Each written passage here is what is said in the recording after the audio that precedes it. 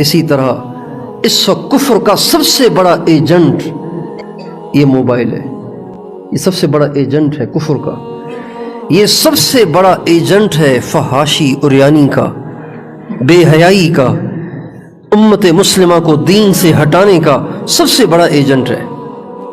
ہندوؤں نے کچھ لوگ تیار کیے، ان کے چہروں پہ داڑیاں بھی رکھوائیں، ان کو پگڑیاں بھی پہنائیں اور ان کو مسلمانوں کے ملکوں میں بھیج دیا، اور وہ بڑے علامہ اور فہامہ ظاہر ہوئے. انہوں نے جا کے مسجدوں میں امامت کی، اور مسجدوں میں امامت کر کے انہوں نے وہاں کی عوام کو فرقہ واریت پہ اکسا کر وہاں فساد برپا کیا. جب ان کو گرفتار کیا گیا تو ان کا ختنہ ہی ہوا نہیں تھا، ختنہ ہی نہیں.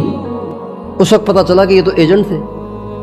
میرے دوستو، جس طرح وہ ایجنٹ ہیں جو بظاہر داڑیاں رکھ کر پگڑیاں پہن کر امت مسلمہ کو ٹکڑوں میں تقسیم کرتے ہیں، ان سب سے بڑا ایجنٹ انٹرنیٹ ہے. ان سب سے بڑا ایجنٹ یہ ٹک ٹاک ہے. ان سب سے بڑا ایجنٹ یہ یوٹیوب ہے، یہ فیس بک ہے، جو ہماری نوجوان نسل کو ننگا کر رہا ہے، ہماری نوجوان نسل کو بے غیرت بنا رہا ہے، بے حیا بنا رہا ہے، ہماری عورتوں کو بے پرد بنا رہا ہے. تو ایسے دور میں اپنے دامن کو بچانا یہ بہت بڑی نیکی ہے.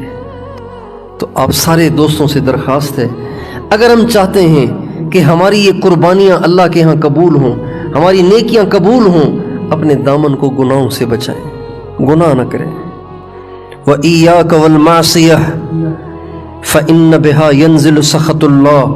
اللہ کی نافرمانی سے بچو، اللہ کی نافرمانی سے اللہ کا غضب اترتا ہے. لوگ گناہوں کو ہلکا سمجھتے ہیں، ملک کے آئین توڑنے کو بڑا جرم سمجھتے ہیں، لیکن بدنگاہی کو وہ جرم نہیں سمجھتا، خوبصورت لڑکوں کو دیکھنے کو وہ جرم نہیں سمجھتا، موبائل کے غلط استعمال کو وہ جرم نہیں سمجھتا، جھوٹ بولنے کو وہ جرم نہیں سمجھتا، گالی دینے کو وہ جرم نہیں سمجھتا، غیبت کرنے کو وہ جرم نہیں سمجھتا.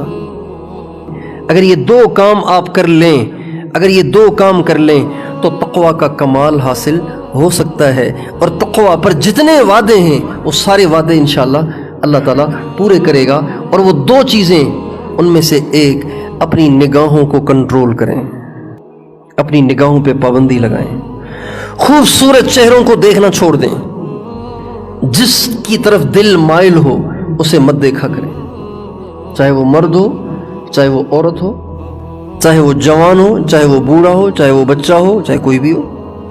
جو حسن مجازی کو دیکھنے کا عادی ہوتا ہے وہ حسن حقیقی کو دیکھنے سے محروم رہتا ہے.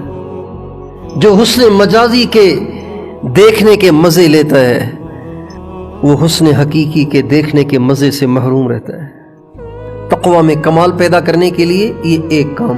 دوسرا کام، تقوی میں کمال پیدا کرنے کے لیے دوسرا کام، اپنی زبان کو قابو میں رکھیں، اپنی زبان کو قابو میں رکھیں، اپنی زبان پہ کنٹرول کریں. اس سے جھوٹ نہ بولیں، غیبت نہ کریں، کسی پہ تنقید نہ کریں، کسی کا مذاق نہ اڑائیں، کوئی فضول بات کہیں ہی نہیں. ایک صحابی شہید ہوئے اللہ کے راستے میں. جب ان کے جنازے کا وقت آیا تو ان کے رشتہ داروں میں سے کسی نے کہا، ہنی لک الجنہ، مبارک ہو تجھے جنت کی. آپ شہید ہیں، آپ کی تو بخشش ہو گئی ہوگی، آپ تو ویسے ہی جنت میں چلے گئے، آپ کو جنت کی مبارک ہو. تو آپ علیہ السلام نے فرمایا، تم کیسے جنت کی مبارک بات دے رہے ہو سکتا ہے اس نے کوئی لایانی کا لفظ بولا ہو. کیا مطلب؟ لایانی کا لفظ بھی جنت میں جانے سے مانع ہو سکتا ہے. یہ زبان کے بول اتنے بھاری ہوتے ہیں. ہمارے نبی کا ارشاد ہے، بعض اوقات انسان نیکیاں کرتے کرتے کرتے کرتے جنت کے قریب پہنچ جاتا ہے، یہاں تک کہ اس کے اور جنت کے درمیان صرف ایک بالشت کا فاصلہ رہ جاتا ہے، لیکن زبان سے ایک بول ایسا بول لیتا ہے کہ اللہ پاک اس کو وہاں سے اٹھا کے جہنم میں ڈال دیتے ہیں، اس کو جہنم میں لکھ دیتے ہیں صرف ایک بول کی وجہ سے.